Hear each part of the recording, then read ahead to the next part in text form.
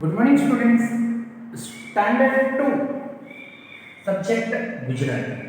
ગુજરાતી વિષયમાં આજે આપણે પહેલો લેસન શરણાઈ, ઢોલક અને રંગ તેમાં આવતી પ્રવૃત્તિ 6 જે પેજ નંબર 6 ઉપર આપેલી છે તે સમજવાના છીએ. તો તમારી ટેક્સ્ટબુકમાં પેજ નંબર 6 ઓપન કરો. ત્યાં આગળ પ્રવૃત્તિ એક આપી છે, એમાં લખ્યું છે એટલે શું અને ખરું કરો. તો પહેલું, અમે આ ઉંદરોથી હારી ગયા છે. અમે આ ઉંદરોથી હારી ગયા. તો કેમ હારી ગયા એ આપણે અહીંયા લખવાનું છે. કેમ હારી ગયા? ઉંદરો ખૂબ જ હેરાન કરતા હતા. ઉંદરો ખૂબ જ વધારે હતા. શું આવશે? ઉંદરો ખૂબ જ હેરાન કરતા હતા. સાચી વાત ને? તો ત્યાં આપણે અહીંયા ટિક કરવાનું છે. બરાબર. નેક્સ્ટ, સેકન્ડ, વાંસળીવાળો નદી ઓળંગી ગયો. વાંસળીવાળો ચાલતા ચાલતા નદી ઓળંગી ગયો. તો તેમાં શું આવશે? વાંસળીવાળો નદીમાં ડૂબી ગયો કે પછી વાંસળીવાળો નદીને સામે કાંઠે પહોંચી ગયો. શું આવશે? તો વાંસળીવાળો નદીને સામે કાંઠે પહોંચી ગયો. બરાબર. ત્રીજું, ચારે કોર હો હો હો. તો એમાં શું આવશે?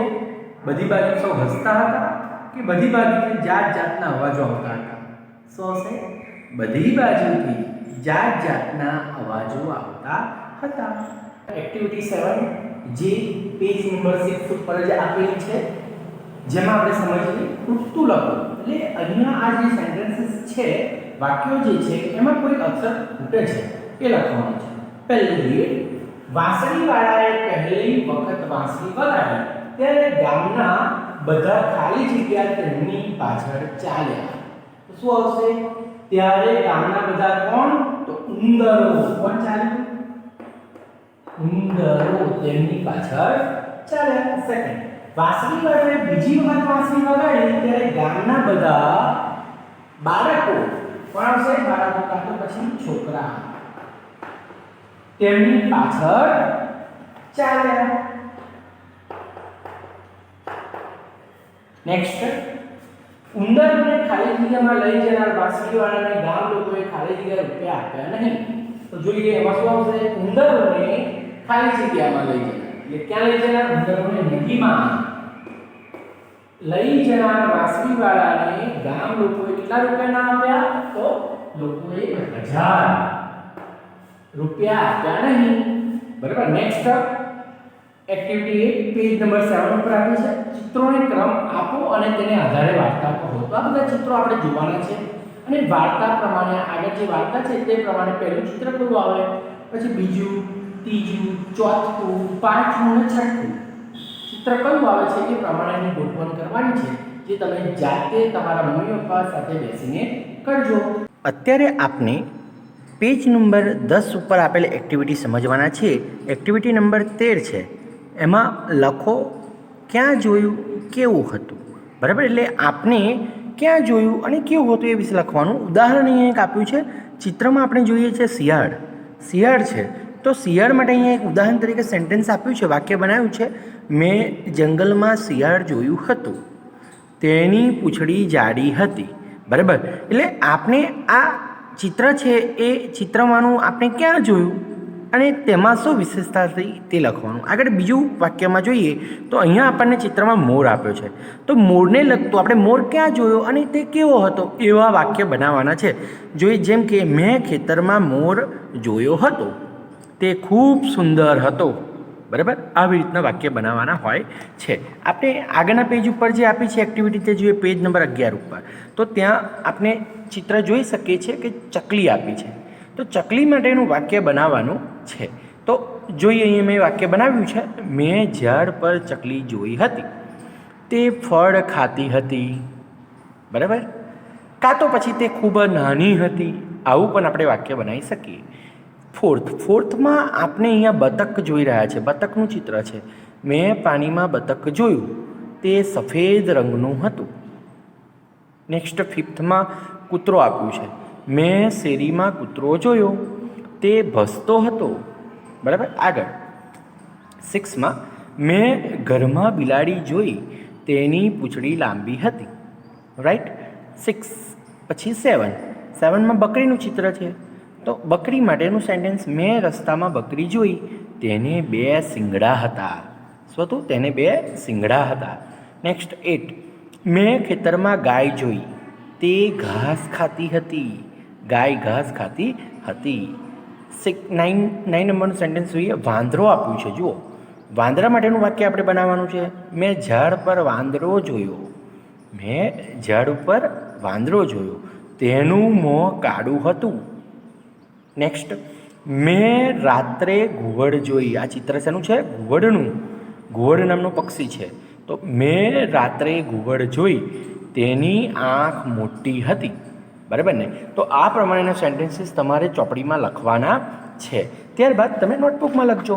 બરાબર? આગળના ચિત્રોમાં જોઈએ તો એક્ટિવિટી 14 આપી છે. 14 નંબરની એક્ટિવિટી છે. તો આ એક્ટિવિટીમાં શું કરવાનું છે? ધ્યાનથી જુઓ. અહીંયા ફુગ્ગા શબ્દ લખ્યો છે એ ઉપરની લીટી અડાડીને લખ્યો છે, પછી નીચેની લીટી અડાડીને લખ્યો છે, પછી હિંચકો શબ્દ ઉપરની લીટી અડાડ્યો છે, પછી હિંચકો નીચેની લીટી અડાડ્યો છે. તો આ બધા સેન્ટેન્સ આપણે સમજવાના છે, ઉપરની લીટી અડાડીને લખેલા છે. તો એ જ વાક્ય આપણે અહીં નીચેની લીટીમાં લખવાના છે. જેમ કે અહીં 3 ફુગ્ગા છે એવું લખ્યું છે, તો આપણે અહીંયા લખીશું અહીં 3 ફુગ્ગા છે. બરાબર? એવી જ રીતના આગળનું વાક્ય, નિમેશ પાસે નવો મોબાઈલ છે. તો એ ઉપરની લીટીએ સમજવાનું છે, આપણે નીચેની લીટી અડાડીને લખીશું.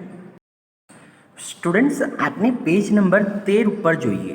13 ઉપર આ 13 જે લખ્યું છે એ આપણે અહીંયા પણ 13 લખવાનું છે અને અહીંયા પણ 13 લખવાનું છે, જેનાથી આપણને શબ્દોમાં ધ્યાનમાં આવે કે કેવી રીતે 13 લખી શકીએ 13 ઇંગ્લિશમાં. બરાબર? આપણે અહીંયા 13 નંબરના પેજ ઉપર આપેલી એક્ટિવિટી 15 નંબરની છે એ સમજવાના છે, જેમાં વાંચો. એટલે અહીંયા જે ફકરો આપ્યો છે એ આપણે વાંચવાનો છે. તો ચાલો આપણે વાંચીએ. અમે શાળામાંથી પ્રવાસે ગયા. અહીં અમે એક આશ્રમની મુલાકાત લીધી. આ આશ્રમમાં અનેક ગાયો અને વૃક્ષો જોવા મળતા હતા. અહીં કેટલાક લોકો યજ્ઞશાળાની અંદર બેઠા હતા. કેટલીક વ્યક્તિઓ અહીં યજ્ઞની તૈયારી કરતી હતી. અમારા શિક્ષક અમને આશ્રમ અંગેની માહિતી આપતા હતા. તેઓએ અમને જણાવ્યું કે અહીં મોબાઈલ વાપરી શકાય નહીં. અહીં મોબાઈલ વાપરવા ઉપર નિષેધ છે. આ નિષેધ એટલે મનાઈ છે, વાપરવો જોઈએ નહીં અહીંયા, એવું કહેવા માગે છે. અમે શિક્ષકની આજ્ઞાનું પાલન કર્યું. હવે નીચે વાંચીએ. ફકરામાંથી શ્ર, ક્ષ, જ્ઞ આવતો હોય તે શબ્દ નીચે લીટી કરવાનું કહો. ત્યારબાદ તે શબ્દોનું 3 વખત ઝીલ વાંચન કરાવવું અને નીચેના કોઠામાં લખાવવા. તો આપણે અહીંથી શ્ર ઉપરથી શબ્દ શરૂ થતા હોય એ લખવાના છે. પહેલો શબ્દ આશ્રમની આપ્યું છે, તો એ આશ્રમની શબ્દ અહીંયા લખેલો છે. એવો બીજો કોઈ શબ્દ દેખાય છે આપણને? જુઓ તો આગળ આ શ્ર આવતું હોય તો એક અહીં છે આશ્રમ છે ને, તો એ આશ્રમ શબ્દ આપણે અહીંયા નોંધ નીચે લીટી દોરવાની છે આ રીતે, અને અહીંયા લખીશું આશ્રમ. બરાબર? બીજો કોઈ શબ્દ છે આશ્રમ જેવો દેખાતો હોય એવો? શોધો જોઈએ.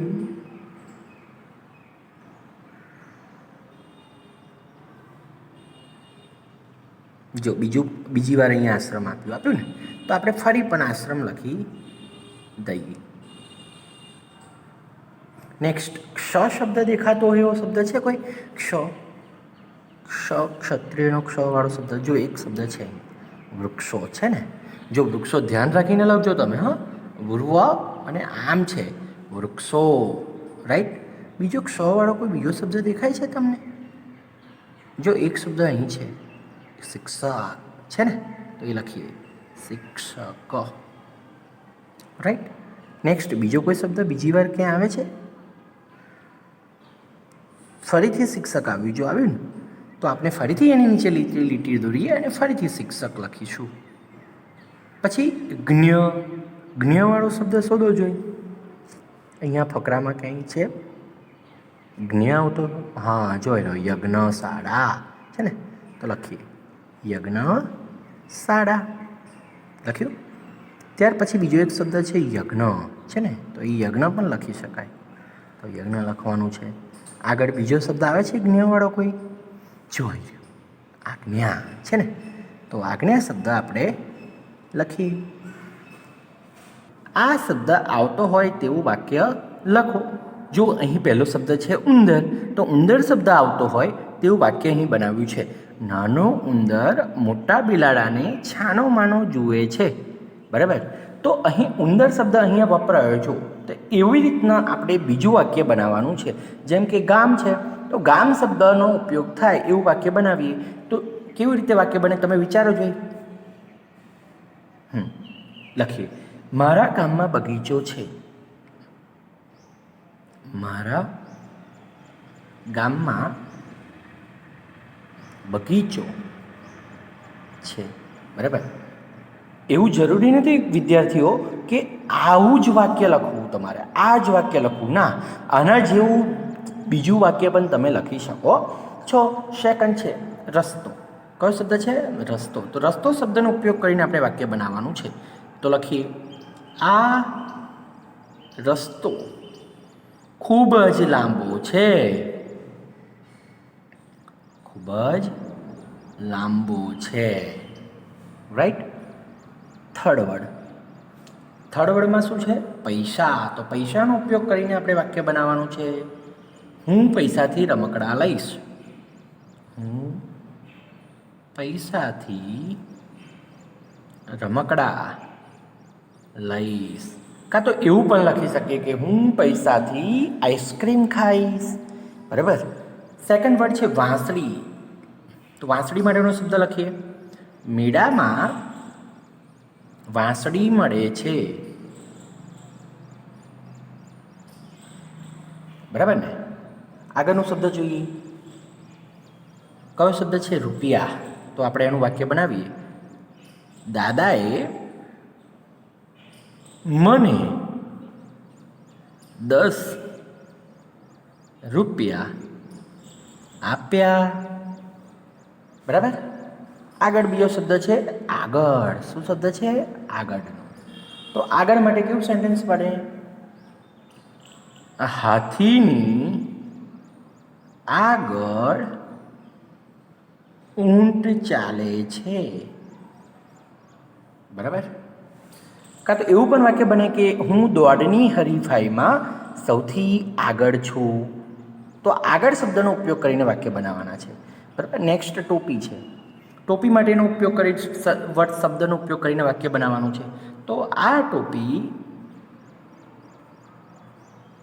નવી છે. અને અક્ષરોનું ખૂબ જ ધ્યાન રાખવાનું છે, સુંદર અક્ષરથી લખવાનું છે, બરાબર સ્ટુડન્ટ. આગળ નદી શબ્દ છે. કયો શબ્દ છે? નદી. તો નદી માટેનો શબ્દ વાક્ય બનાવીએ તો નદીમાં માછલીઓ હોય છે. માછલીઓ હોય છે, રાઈટ. નેક્સ્ટ છે અહીં તેર શબ્દ છે. તો આપણે અહીંયા 13 લખીશું અને અહીં પણ 13 લખી દેવાનું છે, બરાબર. આગળની એક્ટિવિટી સમજીએ. Activity number 16. કયો નંબરની એક્ટિવિટી છે? 16 નંબરની. તો આ 16 નંબરની એક્ટિવિટીમાં આપણને આ બધા વાક્યો આપ્યા છે. આ વાક્યો આગળની જે પેલી વાર્તા હતી ઉંદરવાળી, બરાબર ને, જે વાર્તામાંથી આપણે બધા વાક્યો શોધવાના છે. અને કયું વાક્ય પહેલું, પછી બીજું, ત્રીજું. જો પહેલું વાક્ય તો આપી દીધું છે, એક હતું ગામ, બરાબર. તો આના પછી બીજું વાક્ય કયું આવે આમાંનું, ત્રીજું, ચોથું, પાંચમું, એમ કરીને જે વાક્યો છે એ વાક્યોનો ક્રમ આપણે ગોઠવવાનો છે. તો આ તમે જાતે જ કરજો, વાર્તામાંથી આ વાક્યો શોધજો, બરાબર. આગળની એક્ટિવિટી સમજીએ, મજા મજા. તો મજા મજામાં આપણે રીડિંગ કરવાનું છે. જુઓ, જતીન અને જય વચ્ચેની વાતચીત છે. જતીન, જય, યજ્ઞેશ. જો જતીન કહે છે આ ઇનામ મને શાળામાંથી મળ્યું. શું કહે છે? આ ઇનામ મને શાળામાંથી મળ્યું. તો જય કહે છે એવું તે શું કર્યું? તો જતીન કહે મેં એક સરસ કારેલું દોર્યું હતું. શું દોર્યું હતું? કારેલું. યજ્ઞેશ કહે અને આ મોટું ઇનામ કોને આપ્યું? જતીન કહે એ તો મમ્મીએ આપ્યું. જય શાના માટે? તો જતીન કહે કારેલાનું શાક ખાવા માટે, બરાબર ને. તો આ ચિત્રને આધારે અહીંયા વાર્તાલાપ કર્યા છે. પછી બીજું ચિત્ર જુઓ, અહીંયા વાંસળીવાળાનું મેળાનું આપ્યું છે ને. પછી એક છોકરી છે એ ચકદોરની બાજુમાં છે, તો એ પણ મેળાનું ચિત્ર છે, બરાબર. આગળ અહીંયા 14 શબ્દ આપ્યો છે, અહીં બંને જગ્યાએ લખવાનો છે. ચલો આગળની એક્ટિવિટી સમજીએ. એક્ટિવિટી 18, ચાલો રમીએ. આ ખૂબ સરસ એક્ટિવિટી છે, આપણે સમજીએ. જુઓ, અહીં આંકડાનો ઉપયોગ કરીને આપણે શબ્દ બનાવવાના છે. જો અહીં 3 પહેલાં છે ને 3, તો 3 ઉપર અહીંયા જોવાનું. 3 ઉપર કયો શબ્દ છે? તો હા, જો મ છે. શું છે? તો મ. તો આપણે લખીશું મ. પછી 6 જોવાનું. 6 પર કયો શબ્દ છે? ગ. તો આપણે લખીએ ગ. અને 7 પર જુઓ, જોઈ 7 પર ર છે, તો ર લખીએ. જુઓ શબ્દ થઈ ગયો મગર, બરાબર ને. એવી જ રીતના આપણે બધાનું જ બનાવવાનું છે. જોઈએ ફરી 6 પર શું છે ગ, તો ચાલો ગ લખો જોઈએ. 7 પર ર, તો ર લખીએ. પછી 3 ઉપર મ, તો આપણે લખીએ. તો જો શબ્દ બન્યો ગરમ, બરાબર ને. ચાલો નેક્સ્ટ આગળ 5 3 5 શું છે 5 3 5, તો 5 ઉપર ન, 5 માટે 5 અહીં છે તો ન ઉપર છે તો ન લખવાનો. 3 માટે ઉપર અહીંયા ન મ છે જુઓ તો મ લખીએ મ. પછી ફરીથી 5 છે તો 5 પર ન છે તો ન મ ન શબ્દ બને. જો ન મ ન રાઈટ. તમારે આ રીતે નોટબુકમાં લખવાનું છે, બરાબર. આગળની સંખ્યા જોઈએ 3, તો 3માં મ છે તો મ લખીએ. પછી ફોર્થમાં દ છે તો દ લખીએ. 5માં ન, તો બનશે શબ્દ મદન, રાઈટ. પછી અહીંયા નીચે એક ચિત્ર આપ્યું છે, એમાં આપણે રંગ પૂરવાના છીએ.